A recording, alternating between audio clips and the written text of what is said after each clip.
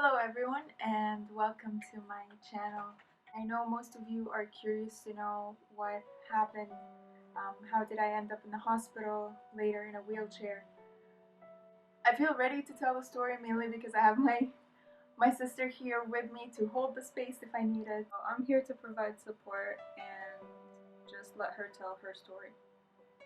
It all started on a Saturday afternoon when all of a sudden I started to feel this severe lower abdominal pain.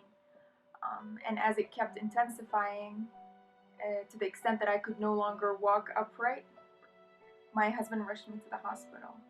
And in the emergency room, after tests and scans, they confirmed that I have acute appendicitis. That means that it was about to burst, and they need to send me to surgery ASAP. Unfortunately, that did not happen. They didn't take me to surgery right away because of delayed COVID results. So they had to wait until they received that I was negative, and that took an entire day. And by that time, my appendix had bursted all over my organs. Oh my gosh. Yeah, causing complications. When I woke up back in the ward, in my room, there was a drain coming out of me, and it was taking out like all the Draining you. yeah, it was draining like of all the like dead tissue and any kind of infection that could stay there. During that time, the doctors and the residents would ask every morning if I've passed gas. Now, now that would seem like a very inappropriate question to ask in a normal setting, but in the hospital, this was an important question because they wanted to make sure that all of my organs were functioning normally. My answer to that question was no. On my fourth night, when I was in so much pain, they shoved an NG tube through my nose down into my stomach to decompress it. It was traumatizing. I was, yeah, no, I was just like screaming and kicking. You were awake? I was awake, yeah. Oh my god. No, they have to do it while you're awake. That's crazy. They literally ask you to like put your head back, and then they got this like 50-inch tube, and they shoved it down my nose into my stomach. That's wild. Yeah, and it started to drain out to this like green. You can see it. Yeah, I was seeing it coming out of my nose through the tube, and it was bile. Until the next morning when the residents came in, and I was still awake. I didn't sleep the entire night. Yeah, great. Fair. Yeah, the residents came in and they asked me if I've passed gas. I said yes, and they took it out. But still, I had no appetite, and I would feel nauseous every time I'd look at food, but I still had to eat so that they could discharge me. At that point, were you allowed to eat solid foods? They were giving me solid food, yeah, and I was eating it, but I wasn't going to the bathroom. Oh, okay. Yeah. And I would tell them that, but they didn't seem too concerned by it. And I guess because for them, as long as I've passed gas, then like the bowel movement, exactly, the bowel movement could come later. So that night, I woke up and I threw up everything that I had eaten. Oh, yeah. But then they discharged me the next day. And when I came back home, that was the night that it all started. I didn't sleep the entire night because I kept throwing up bile. Every 4 hours on the clock, I'm puking green stuff. Monday morning, my husband took me back to the hospital, and they admitted me.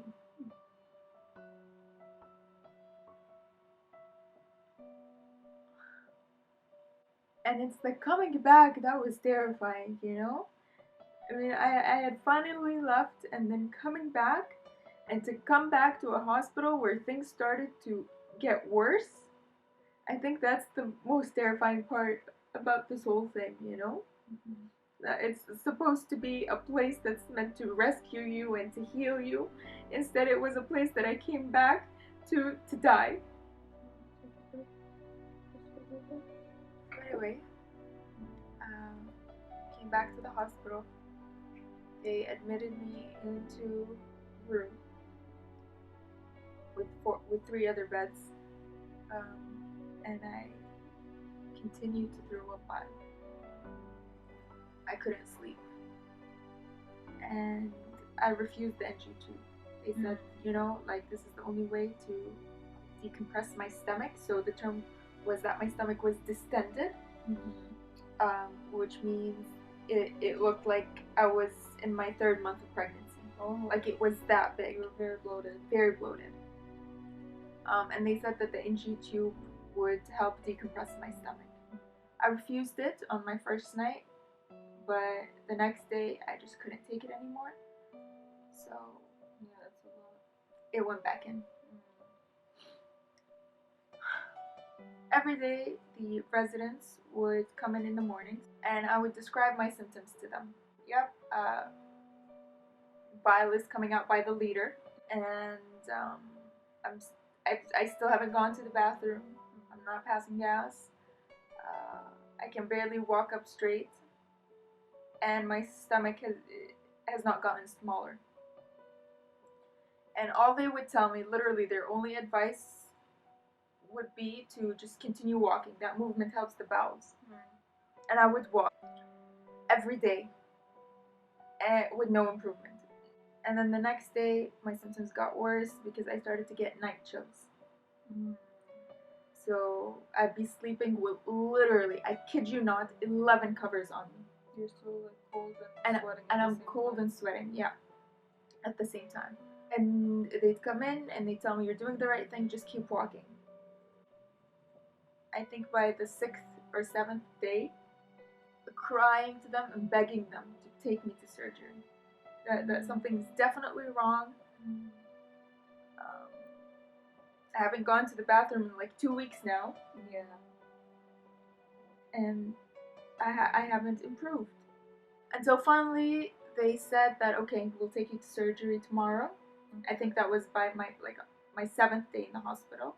They said, we'll take you to surgery tomorrow, just sign these papers. So I signed the necessary papers, and I went to sleep that night, and I don't remember waking up. I don't remember waking up and going to surgery, you know? I don't remember any of that. I don't think I woke up because apparently the report said that they had to resuscitate me. So I was almost gone by that point. I don't remember waking up until I think 8 days later. I opened my eyes in the intensive care unit in the ICU, confused as to why I couldn't talk and why I couldn't move. So literally I could only move my hand. And I think I was too scared to ask, right? What happened. I was so scared to ask. During my time in the ICU, there's this one moment that I remember throughout these 8 days that I was gone. There's this one time that I remember being fully conscious.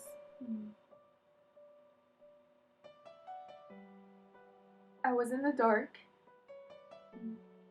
I couldn't open my eyes and I couldn't talk, but I could hear the doctors around me. And I wanted to yell and scream and just to let them know that I'm awake, you know? But I couldn't do that. And I felt that there was something in my throat, something's blocking me, like a piece of wood just down my throat. Later I found out that apparently I was intubated, and that's why I couldn't talk, yeah. Oh my gosh. Apparently during that time, when I was conscious, and where everything was dark and I couldn't talk and I couldn't move, I remember being so afraid. And then all of a sudden, when I stopped listening to my fear, there was this nothingness. And I remember thinking, please God, if this is the moment that I die, let it be now because I'm at peace. I am finally feeling no pain. And I'm at peace. So let it be now. And then after that, nothing. I was gone.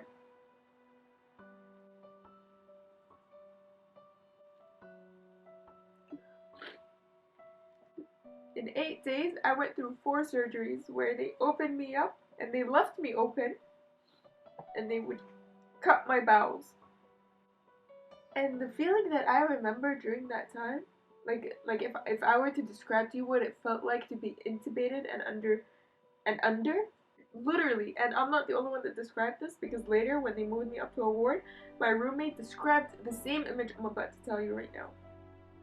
That when you're intubated and when you're under, like all the anesthesia and the drugs and all of that, it feels like you're in a tank filled with water and you're riding a carousel and it won't stop. And it keeps going round and round and round in a tank filled with water. No one can hear you. So when I finally opened my eyes 8 days later, it was just this very foggy feeling. Like I knew who I was, but it's almost like bit by bit my memory started to clear up. But for the life of me, I could not remember the name of the hospital that I was in. So that night, I just couldn't go back to sleep. And when the nurse asked me why, I wrote down on a paper, so scared to go to sleep because I'm afraid I might die in my sleep. And I think she almost cried. And she held my hand and she said, Layla, did no one explain to you what happened to you? I said, no. I just shook my head. And she said, okay, your doctors will come in tomorrow and they'll tell you exactly what happened. So my doctors came in the next morning. Their first words to me were that, Layla, we didn't want to rush you into another surgery right away because you're young, so we didn't want to risk further complications by opening you up. So their first words to me were just excuses as to how I got here. Not actually what happened. Yeah. And I was still afraid to ask questions. Like I was terrified to know the details. But I started to pick up bits and pieces here and there from the conversations and from what they would say to me, right? So apparently, because of COVID, people can't come and visit you, right? Yeah. When I was in the ICU, I later discovered that Tamir was allowed to visit me for 2 days. So as I was sitting there like awake in the ICU, trying to understand, okay, he was able to visit me before, why can't he visit me now? I later understood that he was allowed to visit me to say goodbye.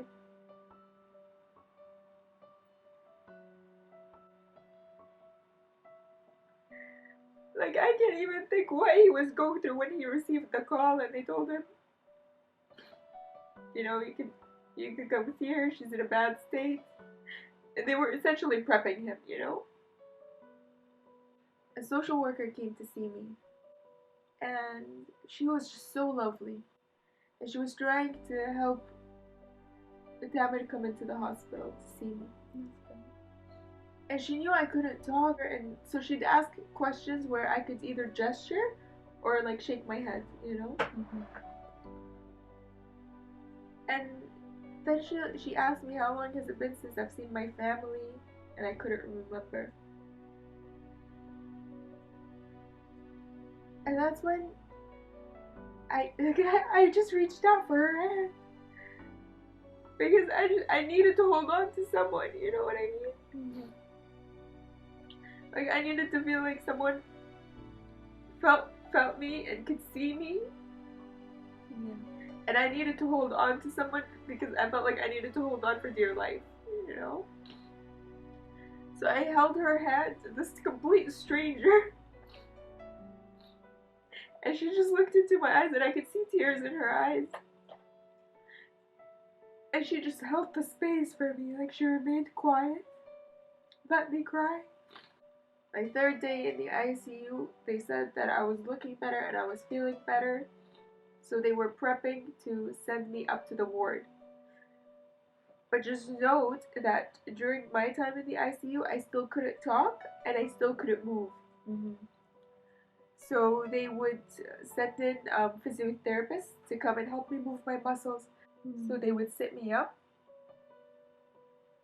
And the physiotherapist said that I should stay like sitting up for 15 minutes and then I could lie back down. And I would literally watch the clock for the 15 minutes to be over because I felt so nauseous sitting up. So I'd feel sorry for myself, you know? Yeah. And that was debilitating, just, you know, feeling sorry for myself and how I got to this state. And at this point, I haven't eaten anything or drank water for like 3 weeks now.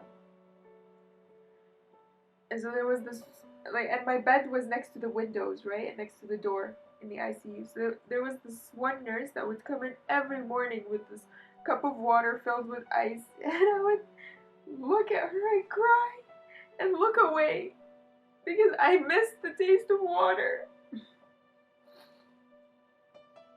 And I couldn't have it because, you know, like my bowels were obstructed. I couldn't eat, I couldn't drink. And so at this point, when I woke up, I started to hate my body. And I started to hate myself. And I just couldn't trust my body anymore, you know? So like I said, on my third day in the ICU, you know, now that I could sit upright properly, I could move my muscles, they decided to send me up to the ward to recover.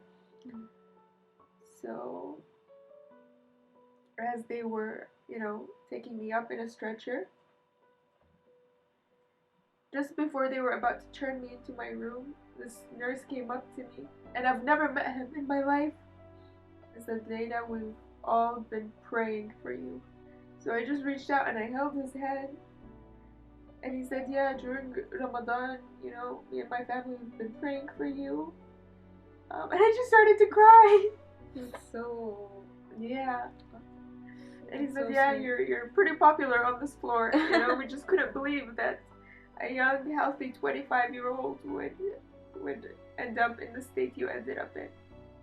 So when they brought me into my room, they literally had to, there was this like machine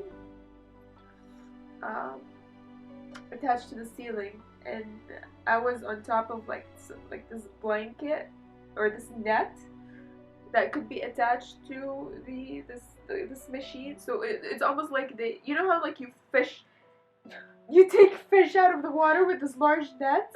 This is literally how I was, like this machine lifted the net that I was on, and moved me because you can't be to the bed because so I'd literally just be like inside the net like this until they moved me to the bed. Every time someone would come, like a nurse or a doctor would come into my room and tell me, given what you've been through, you know, you're really brave given what you've been through. You don't know what you've been through. And exactly, I don't even know what I've been through. So I just start crying because I'm so confused, you know?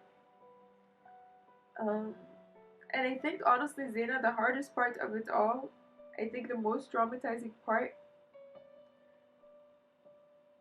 isn't death, isn't the fact that I was going to die, but it's the fact that I survived knowing that I came so close to death. Yeah. So since that moment for me, it has just been about survival. Like dying is easy. It's living with the thought that you could just die and just go into oblivion. And I remember my roommate, she was so precious and she was so kind. And she told me, Layla, if God blessed you and allowed you to survive this, He's not going to let you die again. Yeah. Like, you did not survive only to die again. Yeah.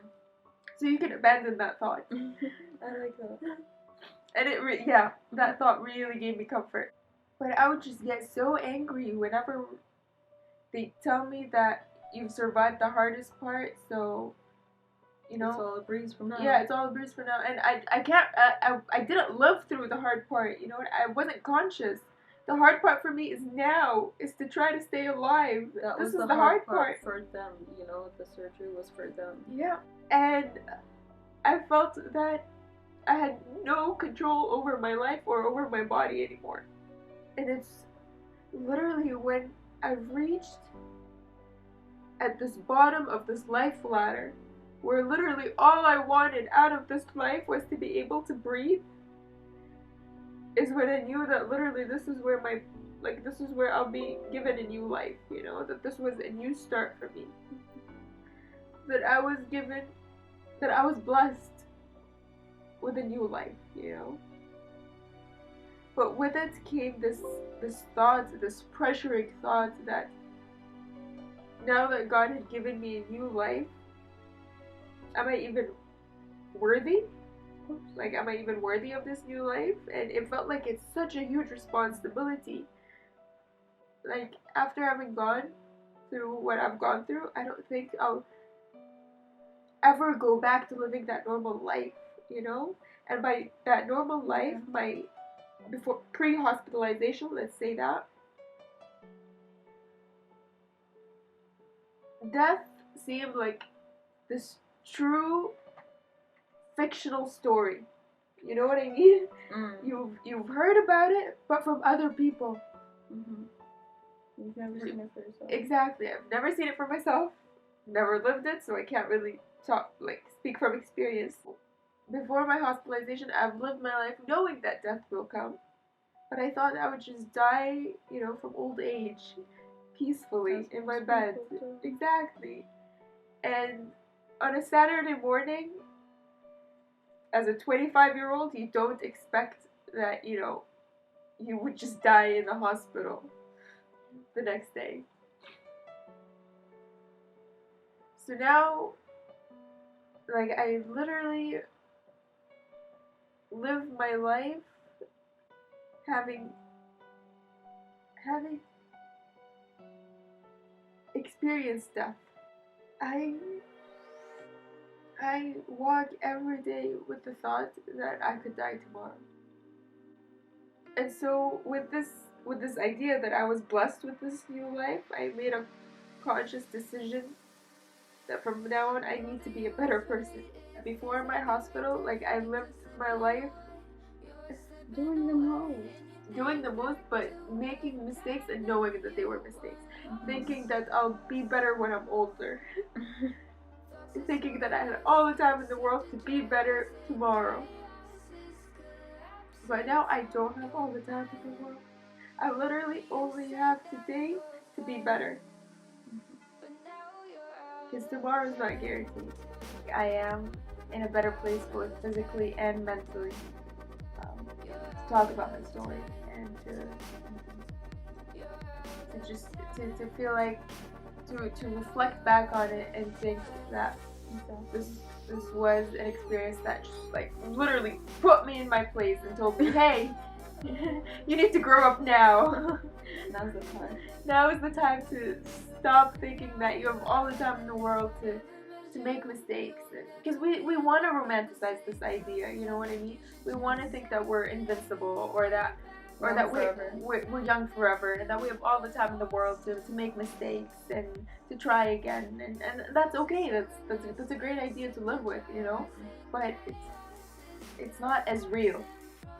Anything is possible. It's not as real as the thought that it could just all end on a Saturday afternoon in the safety and comfort of your own home. Like I'm dedicating my life to being a good person. At least better than you were before. At least better than I was before, exactly.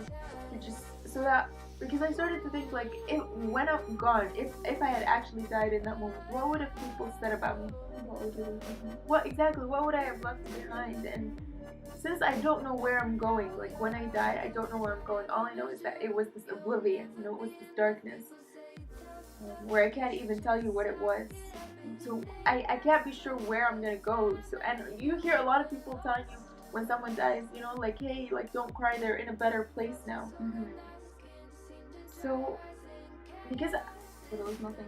but to me it was nothingness exactly. So every day I I I'm making a decision to make this place that I'm in a better place. Yeah. You know what I mean? To consciously live in this place and make it better. To make myself better. I need to be better. So Yep. I'm trying to be a better person. I think we all should. Yeah. Thank you for watching, and thank you for all the concern and the empathy you've extended my way. And take care.